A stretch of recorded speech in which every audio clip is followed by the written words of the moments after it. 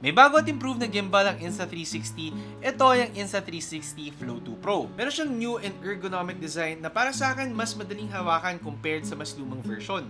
Mas magaan din siya, so mas madali siya kapag ginagamit mo and mas madali din for travel. Meron siyang bagong accessories katulad na lang nitong magnetic phone mount, so pinadali pa nila lalo yung setup than before.